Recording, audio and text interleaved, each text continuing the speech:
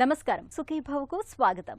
ఈ రోజు సుఖీభవలో ఈ గొంతు నొప్పి వెనుక గుండె జబ్బు, కాలిన గాయాలకు ప్రథమ చికిత్స ఏంటి, ప్లాస్టిక్ కవర్లలో అనారోగ్యం పార్సల్, కాలేయంలో కొవ్వును కరిగించే యోగాసనాలివే.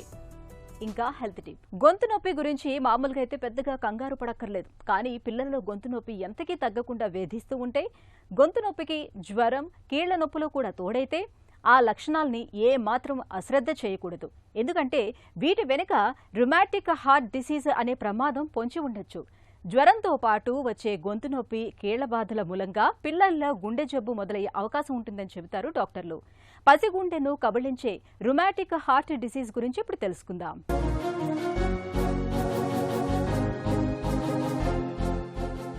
పిల్లలకు తరచూ ఒళ్ళు వెచ్చబడటం, జ్వరం రావటం సాధారణమే కావచ్చు. కానీ కొన్ని జ్వరాల విషయంలో మాత్రం అప్రమత్తంగా ఉండాలి. ఎందుకంటే కొన్ని రకాల జ్వరాలు పిల్లలకు గుండె జబ్బుల్ని సైతం తెచ్చిపెడతాయి. రుమాటిక్ ఫీవర్ అలాంటిదే. రుమాటిక్ జ్వరం వచ్చినప్పుడు పిల్లలకు తీవ్రమైన జ్వరంతో పాటు జలుబు, దగ్గు, గొంతు నొప్పి, కీళ్ల నొప్పులు కూడా బాధిస్తూ ఉంటాయి. మామూలు జ్వరమే కదా తగ్గిపోతుందిలే అని అశ్రద్ధ చేస్తూ పోతే రుమాటిక్ ఫీవర్ మూలంగా గుండెలోని కీలకమైన కవటాలు దెబ్బతినిపోయే ప్రమాదం ఉంటుందని చెబుతారు డాక్టర్లు. రుమాటిక్ హార్ట్ డిసీజ్ చిన్నపిల్లలు కూడా వస్తుంది.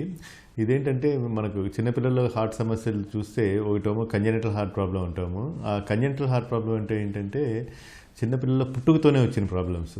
దాన్ని హోల్స్ ఉండటం, ఏఎస్టీ, బిఎస్టీ ఇట్లాంటివన్నింటినీ కలిపి కంజెనిటల్ హార్ట్ డిసీజ్ అంటే పుట్టుకతో వచ్చిన ప్రాబ్లమ్స్ అని కంజెనిటల్ హార్ట్ డిసీజ్ అంటాము.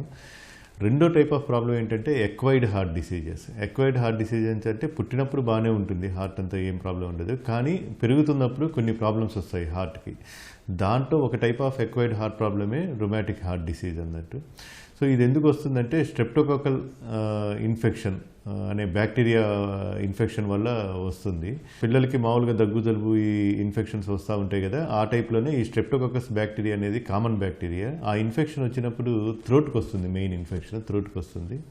ఆ థ్రోట్కి వచ్చినప్పుడు సోర్ థ్రోట్ పెయిన్ బాగా ఎక్కువ ఉంటుంది. దాంతోపాటు బాగా జ్వరం కూడా వస్తుంది. సో ఈ స్ట్రెప్టోకాకల్ ఇన్ఫెక్షన్ వల్ల వచ్చే సోర్ థ్రోట్, ఫీవర్ వచ్చిన తర్వాత బాడీ రియాక్ట్ అవుతుంది అన్నట్టు. సో మన బాడీలో ఇమ్యూన్ సిస్టమ్ ఉంటుంది కదా, ఈ ఇన్ఫెక్షన్స్ నుంచి మన బాడీని ప్రొటెక్ట్ చేసే ఇమ్యూన్ సిస్టమ్ ఉంటుంది. ఆ ఇమ్యూన్ సిస్టమ్ ఏంటంటే ఆ బ్యాక్టీరియాని చంపేయడానికి యాంటీబాడీస్ని ప్రొడ్యూస్ చేస్తుంది అన్నట్టు. సో ఈ యాంటీబాడీస్ వెళ్ళి ఆ బ్యాక్టీరియాని న్యూట్రలైజ్ చేస్తుంది అన్నట్టు. కానీ కొంతమంది పిల్లల్లో ఈ యాంటీబాడీస్ బ్యాక్టీరియా మీద కాకుండా హార్ట్ మీద కూడా ఎఫెక్ట్ అవుతుంది అన్నట్టు. హార్ట్ మీద ఎఫెక్ట్ అయ్యి హార్ట్ని డ్యామేజ్ చేస్తుంది. కొన్నిసార్లు బ్రెయిన్ మీద ఎఫెక్ట్ అయ్యి బ్రెయిన్ని డ్యామేజ్ చేస్తే దానివల్ల కొరియా అనేది వస్తుంది. ఇంకొన్నిసార్లు జాయింట్స్ కూడా ఇన్వాల్వ్ అవుతూ ఉంటుంది అన్నట్టు. సో ఈ స్ట్రెప్టోకాకస్ వల్ల వచ్చే బాడీ రియాక్ట్ అవటం వల్ల వచ్చే డిసీజ్ అన్నిటిని కలిపి rheumatic fever and rheumatic disease అని అంటాం. సో ఈ రుమాటిక్ డిసీజ్లో మెయిన్ 3 సిస్టమ్స్ ఇన్వాల్వ్ అవుతాయండి. దాంట్లో most important, most complicated thing ఏంటంటే హార్ట్ ఇన్వాల్వ్ అవటం. సో ఈ యాంటీబాడీస్, మన ఇమ్యూన్ సిస్టమ్ ప్రొడ్యూస్ చేసిన యాంటీబాడీస్ మన హార్ట్లో వాల్వ్స్ ఉంటాయి. మన శరీరానికి సప్లై చేసే సర్క్యులేషన్లో 2 వాల్వ్స్ ఉంటాయి. ఒకటేమో మైట్రల్ వాల్వ్ అంటాము, కవాటం, తెలుగులో కవాటం అంటాము. రెండోది అయోటిక్ వాల్వ్ అంటాము, అంటే బాడీ ఆర్టరీకి వెళ్ళే మొదట్లో ఉంటుంది అయోటిక్ వాల్వ్. ఈ 2 వాల్వ్స్ ఇన్వాల్వ్ అవుతాయి. కామన్గా మైట్రల్ వాల్వ్ ఇన్వాల్వ్ అవుతుంది, సెకండ్ కామన్గా అయోటిక్ వాల్వ్ ఇన్వాల్వ్ అవుతుంది. ఈ వాల్వ్స్ ఇన్వాల్వ్ అవడం వల్ల వాల్వ్స్ డ్యామేజ్ అయిపోయి బ్లడ్ ముందుకు వెళ్ళకుండా వెనక్కి లీక్ అవుతూ ఉంటుంది అన్నట్టు. సో దానివల్ల హార్ట్ ఫెయిల్యూర్ రావటం జరుగుతూ ఉంటుంది. దానివల్ల పిల్లలకి బ్రీతింగ్ ప్రాబ్లం రావటం, ఆయాస పట్టడము, ఛాతీ నొప్పి రావటము, ఇంకొకటి నీరసంగా అయిపోయి యాక్టివిటీ లెవెల్స్ తగ్గిపోవటము, బాడీ అంతా వాపు రావటము, ఇవన్నీ జరుగుతూ ఉంటుంది ఈ హార్ట్ ఫెయిల్యూర్ సిమ్టమ్స్ అన్నట్టు. దాంతోపాటు జాయింట్స్ కూడా ఇన్వాల్వ్ అవుతూ ఉంటాయి. ఇంకా మూడో సిస్టమ్ బ్రెయిన్ కూడా ఇన్వాల్వ్ అవుతుందండి. కొంతమంది పిల్లల్లో అబ్నార్మల్ మూమెంట్స్ వస్తూ ఉంటాయి. సో ఈ 3 సిస్టమ్స్ కామన్గా ఇన్వాల్వ్ అవుతాయి. కొంతమంది పిల్లల్లో స్కిన్ ర్యాష్ కూడా వస్తూ ఉంటుంది. స్ట్రెప్టోకాకస్ బ్యాక్టీరియా పిల్లల్లో రుమాటిక్ ఫీవర్కు కారణమయ్యే బ్యాక్టీరియా ఇదే. జ్వరంతో పాటు ముందుగా గొంతు నొప్పిని తెచ్చిపెడుతుంది. ఆ తర్వాత శరీరంలోని కణజాలంపై స్ట్రెప్టోకాకస్ బ్యాక్టీరియా దాడి చేయటం మొదలు పెడుతుంది. కీలకమైన గుండె కండరాలు కీళ్లల్లో వాపును ప్రేరేపిస్తుంది. గుండె కండరాల్లో వాపు మూలంగా గుండె కవాటాలు సరిగా తెరుచుకోవు. దీంతో ఎక్కువ కవాటాలు ఎక్కువ ఒత్తిడితో రక్తాన్ని సరఫరా చేయాల్సి వస్తుంది. ఫలితంగా కవాటాల పనితీరు క్రమంగా మందగించిపోతూ చివరికి పూర్తిగా పాడైపోతాయి. రుమాటిక్ హార్ట్ డిసీజ్ మామూలుగా క్లినికల్ ఎగ్జామినేషన్ అయిపోయిన తర్వాత మోస్ట్ ఇంపార్టెంట్ టెస్ట్ ఏంటంటే ఎకోకార్డియోగ్రామ్ అండి. సో దాన్ని హార్ట్ని స్కాన్ చేస్తాము. దాంట్లో మనకు హార్ట్ కవాటం ఎలా ఉంది, హార్ట్ ఫంక్షన్ ఎలా ఉంది అనే ఇన్ఫర్మేషన్ వస్తుంది. దాంతోపాటు ఈసీజీ, చెస్ట్ ఎక్స్రే అండ్ కొన్ని బ్లడ్ టెస్టులు చేస్తాము. సో ఎకోకార్డియోగ్రామ్ వల్ల హార్ట్ స్ట్రక్చర్లో ప్రాబ్లము, మైట్రల్ వాల్వ్ ఎంత సివియర్గా ఇన్వాల్వ్ అయింది, అయోటిక్ వాల్వ్ ఎంత సివియర్గా ఇన్వాల్వ్ అయింది, హార్ట్ ఫెయిల్యూర్ ఎట్లా ఉంది అనేది మనకు తెలుస్తుంది. బ్లడ్ టెస్ట్ మెయిన్ ఇంపార్టెంట్ ఏంటంటే ఏఎస్ఓ టైటర్ అని అంటాము. సో దానివల్ల అసలు స్ట్రెప్టోకాకస్ ఇన్ఫెక్షన్ వచ్చిందా లేదా, ఈ ప్రాబ్లం స్ట్రెప్టోకాకస్ వల్ల వచ్చిందా లేదా అనేది తెలుస్తూ ఉంటుంది. కొన్నిసార్లు కొంతమందికి ఇనీషియల్గా మనం కానీ పికప్ చేయగలిగితే థ్రోట్ నుంచి ఒక స్వాబ్ తీసి దాన్ని కల్చర్కి పంపిస్తాము. దాంట్లో బ్యాక్టీరియా ఉందా లేదా అనేది తెలుస్తూ ఉంటుంది. రుమాటిక్ జ్వరం అనేది ఉన్నట్టుండి వచ్చి పడదు. స్ట్రెప్టోకాకస్ బ్యాక్టీరియా సోకిన 1 వారం నుంచి 5 వారాల లోపు వ్యాధి లక్షణాలు కనిపించటం మొదలవుతుంది. పిల్లలకు తరచూ జ్వరంతో పాటు గొంతు నొప్పి కూడా బాధిస్తున్నప్పుడు డాక్టర్ సలహాతో వెంటనే యాంటీబయాటిక్ మందుల్ని మొదలు పెడితే రుమాటిక్ జ్వరానికి ఆదిలోనే అడ్డుకట్ట వేయొచ్చు. చికిత్స ఇప్పించకుండా అశ్రద్ధ చేసినప్పుడు అది క్రమంగా గుండె జబ్బుకు దారితీస్తుంది. చివరకు గుండె కవాటాలు దెబ్బతినిపోయి సర్జరీ చేసినా కూడా ఫలితం లేని పరిస్థితులు ఏర్పడుతూ ఉంటాయి. సో ఒకసారి రుమాటిక్ హార్ట్ డిసీజ్ మనం కన్ఫర్మ్ చేసిన తర్వాత దీని ట్రీట్మెంట్ 3 భాగాలు ఉంటుందండి. ఒకటి మోస్ట్ ఇంపార్టెంట్ ఏంటంటే ఆ స్ట్రెప్టోకాకస్ ఇన్ఫెక్షన్ని కంట్రోల్ చేయటం. దానికి మనం యాంటీబయాటిక్స్ ఇస్తూ ఉంటాము. అది ఎంత తొందరగా స్టార్ట్ చేస్తే మనం ఆ సివియారిటీని అంత తగ్గించవచ్చు. రెండోది ఏంటంటే ఈ యాంటీబాడీస్ మన హార్ట్ని డ్యామేజ్ చేస్తూ ఉంటుంది కదా, ఆ ఇన్ఫ్లమేషన్ని తగ్గించడం ఇంపార్టెంట్. దానికి మనం స్టెరాయిడ్స్ అండ్ హైడోస్ యాస్పిరిన్ అనే మందులు వాడతాము ఆ ఇన్ఫ్లమేషన్ తగ్గించడానికి. మూడో ట్రీట్మెంట్ ఏంటంటే హార్ట్ ఫెయిల్యూర్ని తగ్గించడానికి మందులు వాడతాము. దానికి డయూరిటిక్స్ అంటే యూరిన్ ఎక్కువ వెళ్ళి బాడీలోని నీరునన్నీ తగ్గించడానికి, అండ్ హార్ట్ ఫంక్షన్ ఇంప్రూవ్ అవడానికి కూడా కొన్ని రకాల మందులు వాడతాము. ఈ రకంగా మనం మందులు ఇస్తాము. ఇంకోటి మెయిన్ ఇంపార్టెంట్ ఏంటంటే ఎవరికైతే ఈ రుమాటిక్ హార్ట్ డిసీజ్ వస్తుందో వాళ్ళకి ఫ్యూచర్లో మళ్ళీ స్ట్రెప్టోకాకల్ ఇన్ఫెక్షన్ కానీ వస్తే మళ్ళీ హార్ట్ ఇన్వాల్వ్ అయ్యి అప్పటికున్న హార్ట్ ప్రాబ్లం ఇంకా ఎక్కువ అయ్యే ఛాన్స్ ఉంటుంది. సో అది రాకుండా ఉండటానికి పెన్సిలిన్ ప్రొఫైలాక్సిస్ అని ఇస్తామండి. Penicillin injection every 3 to 4 weeks ఇస్తాము. ఆ penicillin injection every 3 to 4 weeks ఇవ్వటం వల్ల దాని యాక్షన్ 3 to 4 weeks ఉంటుంది. ఆ టైంలో స్ట్రెప్టోకాకస్ బ్యాక్టీరియా బాడీలోకి ఎంటర్ అవ్వకుండా అది ఆపుతుంది అన్నట్టు. సో ఈ విధంగా మనం రుమాటిక్ హార్ట్ డిసీజ్ని ట్రీట్ చేస్తాం. పుట్టుకతోటి వచ్చే గుండె జబ్బుల విషయంలో మనం పెద్దగా చేయటానికి ఏమీ లేకపోవచ్చు. కానీ రుమాటిక్ జ్వరాల విషయంలో కాస్తంత అప్రమత్తంగా ఉండి సకాలంలో తగిన చికిత్స ఇప్పించగలిగితే ప్రమాదకరమైన గుండె జబ్బు బారి నుంచి పిల్లల్ని రక్షించవచ్చు. పిల్లల్లో జ్వరంతో పాటు జలుబు, గొంతు నొప్పి, కీళ్లల్లో తీవ్రమైన నొప్పులు ఉంటున్నప్పుడు వెంటనే డాక్టర్ని సంప్రదించి అది రుమాటిక్ ఫీవరా కాదా అన్న విషయాన్ని నిర్ధారించుకోవాలి. ఒకవేళ అది రుమాటిక్ జ్వరమే అయితే డాక్టర్ సలహా మేరకు యాంటీబయాటిక్ మందుల్ని వాడాలి. ఈ ఒక్క జాగ్రత్త పిల్లల్ని రుమాటిక్ గుండె జబ్బు బారి నుంచి కాపాడుతుంది. రసాయనాలు మీద పడ్డప్పుడు, ప్రమాదవశాత్తు అగ్ని ప్రమాదాలకు గురైనప్పుడు మన ఒంటిపై అక్కడక్కడ కాలిన గాయాలవుతూ ఉంటాయి. ఇలాంటప్పుడు మనలో చాలా మంది కాలిన గాయాలపై ఇంకును చల్లుతూ ఉంటారు, లేదంటే సబ్బు నురుగును పట్టిస్తూ ఉంటారు. పేరు తెలియని క్రీములు, ఆయింట్మెంట్లను పట్టిస్తూ ఉంటారు. నిజానికి ఇలాంటివన్నీ కాలిన గాయాలను నయం చేయకపోగా వాటిని మరింత తీవ్రం చేస్తూ ఉంటాయి. మన చర్మంపై కాలిన గాయాలైనప్పుడు ప్రథమ చికిత్సగా ఏం చేయాలో, ఉపశమనం కోసం ఎలాంటి జాగ్రత్తలు తీసుకోవాలో ఇప్పుడు తెలుసుకుందాం.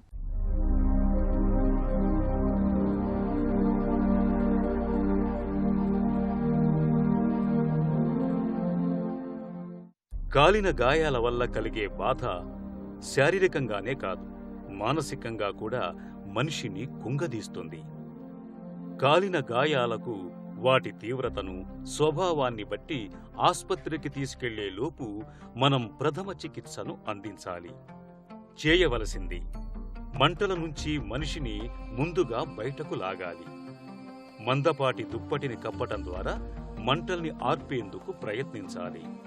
ప్రమాద స్థలం నుంచి బాధితుల్ని దూరంగా తీసుకెళ్లాలి. కాలిన భాగాల్లో దుస్తులను, నగలను, ఇతర ఆభరణాలను తొలగించాలి. కాలిన గాయాలకు చల్లని లేదా గోరువెచ్చని నీటితో 10 నుంచి 30 నిమిషాల పాటు చల్లబరచాలి. కాలిన గాయాలపై చర్మానికి తగలకుండా పలుచగా ఉండే తెల్లటి వస్త్రాన్ని కప్పాలి. వీలైనంత త్వరగా ఆస్పత్రికి తీసుకువెళ్ళాలి. చేయకూడనివి: ఐస్ లేదా ఐస్ నీళ్లతో కాలిన గాయాలను కడగటం, తొడవటం చేయకూడదు. కాలిన గాయాలకు క్రీమ్స్ లేదా వెన్న పట్టించకూడదు. కాలిన గాయాలపై సిరా వంటివి పోయకూడదు. ప్లాస్టిక్ కవర్లతో అనారోగ్యమని తెలిసినా వాటిని మానలేకపోతున్నాం. పొగలు కక్కుతున్న టీని, సలసలా మరిగే సాంబారు, ఇంకా కూరలు ప్లాస్టిక్ కవర్లలో నిల్వ ఉంచుతున్నాం. కర్రీ పాయింట్లలో వేడివేడి కూరలు, అన్నం మొదలైన ఆహారాల్ని కవర్లలో పార్సిల్ చేసి అమ్ముతున్నారు. రెస్టారెంట్లు, హోటళ్ల నుంచి బిర్యానీలను ప్లాస్టిక్ డబ్బాల్లో పెట్టి ఇళ్లకు పంపిస్తున్నారు. మొత్తంగా చూస్తే మైక్రో ప్లాస్టిక్ కోరల్లో మనల్ని బందీ చేస్తున్నారు. ఈ నేపథ్యంలో ప్లాస్టిక్ కవర్లలో ఆహార పదార్థాల్ని పార్సిల్ చేయటం వల్ల కలిగే అనర్థాల గురించి ఇప్పుడు తెలుసుకుందాం.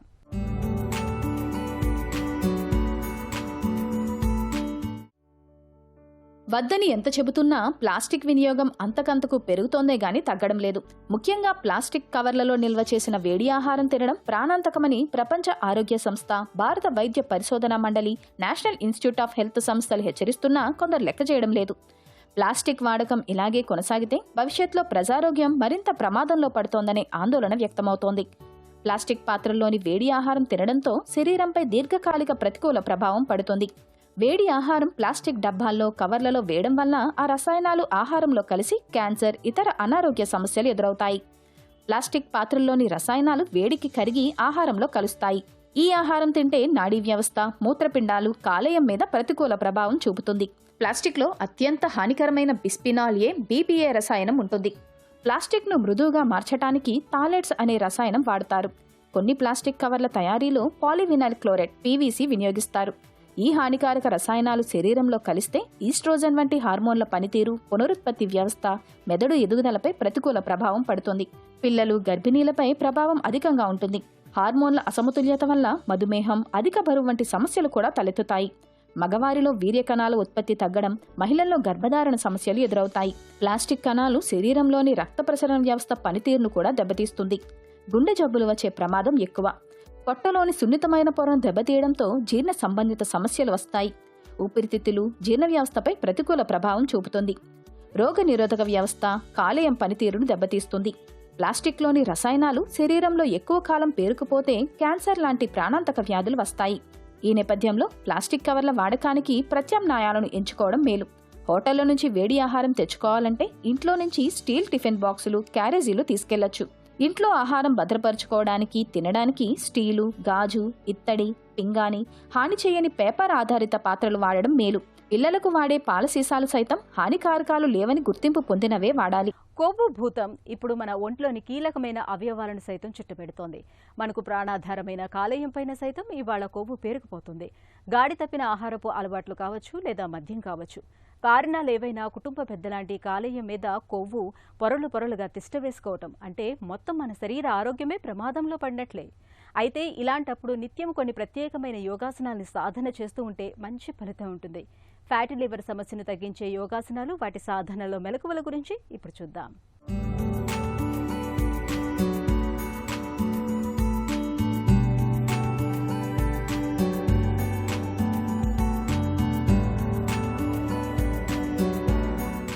ఈనాటి కార్యక్రమంలో మనం తెలుసుకోబోతున్నాం ఫ్యాటీ లివర్కి సంబంధించినటువంటి కొన్ని యోగాసనాలు, ప్రాణాయామం ఏం చేయాలన్న దాని విషయంగా. ప్రస్తుత కాలంలో చాలామంది ఈ ఫ్యాటీ లివర్ సమస్యతో బాధపడుతూ ఉన్నారు. సాధారణంగా ఈ ఫ్యాటీ లివర్ అంటే ఏంటి అంటే ఈ కాలేయంలో ఎక్కువ కొవ్వు పెరిగిపోవడం. సాధారణంగా ఫ్యాట్ ఉంటుంది, కానీ ఉండాల్సిన దానికన్నా కూడా ఎక్కువ పెరిగిపోవడం వలన ఈ సమస్య ఏర్పడుతుంది. ఇది సాధారణంగా ప్రారంభంలో వాళ్ళకి ఏ రకమైనటువంటి ఇబ్బంది పడకపోవచ్చు, కానీ తర్వాత వాళ్ళకు ఒక రకమైన అలసట, నీరసంగా ఉండడం, బరువు తగ్గిపోవడం, అదేవిధంగా పొట్ట పై భాగంలో కుడిపక్క నొప్పి రావడం, ఇట్లాంటివన్నీ వాళ్ళకి జరుగుతూ ఉంటాయి. అయితే దీనికి అనేక రకమైన కారణాలు కావచ్చు. ఆల్కహాల్ తీసుకునే వాళ్ళు అందరిలోని కూడా వస్తుందని చెప్పలేం, ఆల్కహాల్ తీసుకోలేనటువంటి వాళ్ళు రాదని కూడా చెప్పలేం. అధిక బరువు వల్ల రావచ్చు, ఎక్కువగా ఫ్యాట్ పెరిగిపోవడం వల్ల రావచ్చు, జీవనశైలిలో మార్పుల వలన రావచ్చు, డయాబెటీస్ ఉన్నప్పుడు కూడా రావచ్చు. అయితే చాలామంది వచ్చిన వెంటనే ఒక మెడిసిన్కి మాత్రమే అలవాటు పడిపోతూ ఉంటారు. మన శరీరానికి యోగ సాధన అందజేసినప్పుడు శరీరంలో వివిధమైనటువంటి కండరాలు, అవయవాలన్నీ కూడా వాటంతటా అవి శక్తిని పుంజుకోవడం ద్వారా సహజమైన ఆరోగ్యాన్ని చేకూర్చుకుంటూ ఉంటాయి. అంటే మన బాడీలో ఇమ్యూనిటీ లెవెల్స్ పెరగడం ద్వారా, స్ట్రెస్ లెవెల్స్ తగ్గిపోవడం ద్వారా ఆయా భాగాలన్నీ కూడా వాటంతట అవే ఆరోగ్యాన్ని పొందడం జరుగుతూ ఉంటుంది. మీరు కొన్ని ప్రత్యేకమైన ఆసనాలు, ముద్రలు, ఆహారపు అలవాట్లతో కూడినటువంటి జీవన శైలిని మార్పు చేసుకుంటే ఈ ఫ్యాటీ లివర్నే కాదు, ఏ రకమైనటువంటి వ్యాధినైనా సరే నయం చేసుకోవచ్చు. దీనికి కొన్ని ప్రత్యేకమైనటువంటి ఆసనాలు ఉన్నాయి. అదే భుజంగాసనం, ధనురాసనం, నాడీ శోధన. వీటిని రెగ్యులర్గా చక్కగా సాధన చేసినట్లయితే చాలా అద్భుతమైనటువంటి మార్పులను చూడవచ్చు. ఇప్పుడు వాటిని ఏ విధంగా చేయాలో చేసి చూద్దాం. ఇప్పుడు ముందుగా దండాసన భంగిమకి రావాలి. అందరూ కూడా కాళ్ళు స్ట్రైట్గా పెట్టుకొని ఇప్పుడు శవాసనంలోకి రండి.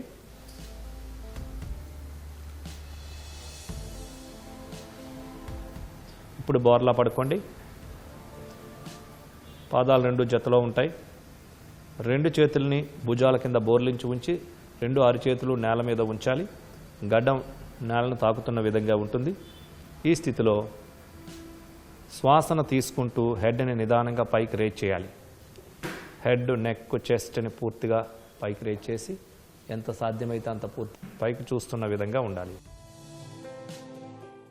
1 2 3 4 5 6 7 8 9 10 11 12 13 14 15.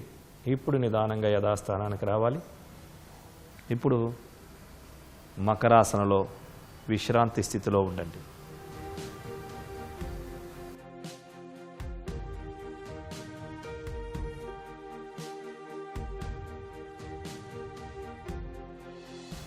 ఇప్పుడు మనం ధనురాసనం చేయబోతున్నాం. 2 చేతులు స్ట్రైట్గా ఉంచుకోండి. ఇప్పుడు లెఫ్ట్ లెగ్ని ఫోల్డ్ చేసి లెఫ్ట్ హ్యాండ్తో లెఫ్ట్ లెగ్ యొక్క పాదాన్ని పట్టుకోవాలి. అదేవిధంగా రైట్ లెగ్ ఫోల్డ్ చేసి రైట్ హ్యాండ్తో రైట్ లెగ్ని కూడా పట్టుకోవాలి. ఈ స్థితిలో శ్వాసను తీసుకుంటూ పూర్తిగా ఒకేసారి హెడ్ రేజ్ చేసి చెస్ట్ని,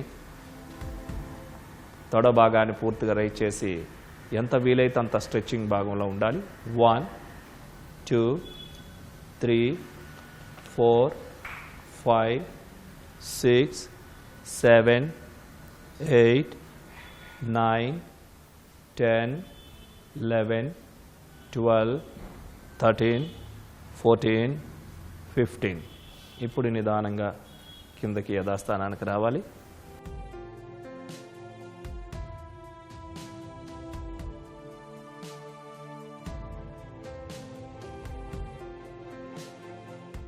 సుఖాసనంలో కూర్చోండి.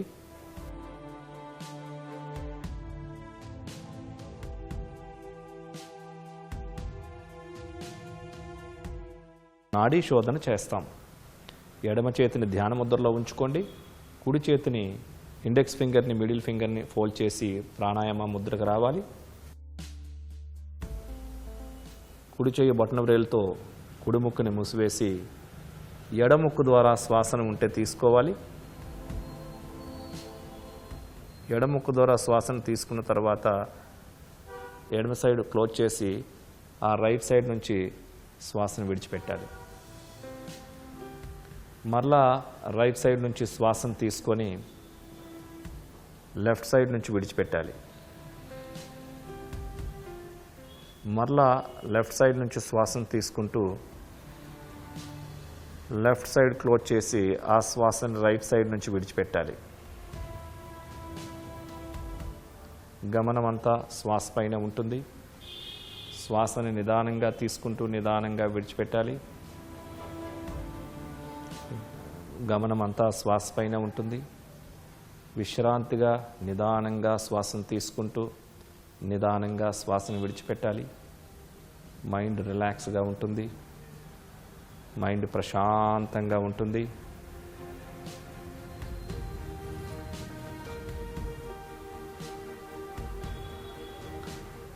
లెఫ్ట్ సైడ్ ద్వారా శ్వాసను విడిచిపెట్టిన తర్వాత ఆపాలి.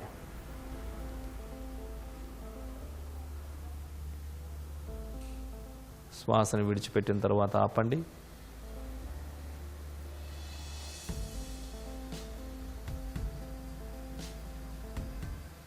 చూశారు కదండి, ఈ భుజంగాసనాన్ని, ధనురాసనాన్ని, నాడీ శుద్ధి ప్రాణాయామం ఏ విధంగా చేయాలో. ప్రతిరోజు కూడా ఈ భుజంగాసనాన్ని ఒక 5 సార్లు చెప్పన, వీలుంటే ప్రొద్దున్న సాయంత్రం కానీ, అదేవిధంగా ధనురాసనాన్ని ఒక 5 సార్లు చెప్పన, అవకాశం ఉంటే ప్రొద్దున్న సాయంత్రం చెప్పన. అదేవిధంగా నాడీ శోధన కూడా ప్రతిరోజు ఒక 5 నుంచి 10 నిమిషాలు చెప్పని ప్రొద్దున్న సాయంత్రం చేసుకున్నట్లయితే చాలా అద్భుతమైనటువంటి మార్పులు కనిపించడం అనేటువంటి జరుగుతూ ఉంటుంది. అదేవిధంగా ఆహారంలో కూడా కొన్ని మార్పులు చేసుకొని జీవనశైలిని మార్పు చేసుకున్నట్లయితే క్రమం తప్పకుండా ఈ యోగాసనాలు ఈ రకమైనటువంటివన్నీ కూడా చక్కగా చేసినట్లయితే మరి ఈ రకమైనటువంటి సమస్య నుంచి చాలా సులభంగా బయటపడవచ్చు. చూసారు కదండి, మరి ఈ ఫ్యాటీ లివర్కి సంబంధించినటువంటి భుజంగాసనం, ధనురాసనం, నాడీ శుద్ధి ప్రాణాయామాలు చేసి అందరూ ఆరోగ్యంగా ఉండాలని కోరుకుంటున్నాం. కాలేయంపై కొవ్వు పేరుకుపోవటం అనేది ఎప్పటికైనా ప్రమాదకరమే. ఆహారపు అలవాట్లను చక్కదిద్దుకొని జీవన శైలిని గాడిలో పెట్టుకోవడంతో పాటు నిత్యం కొన్ని ప్రత్యేకమైన యోగాసనాల్ని సాధన చేస్తూ ఉంటే మంచి ఫలితం ఉంటుంది. చిన్న చిట్కా మీకోసం.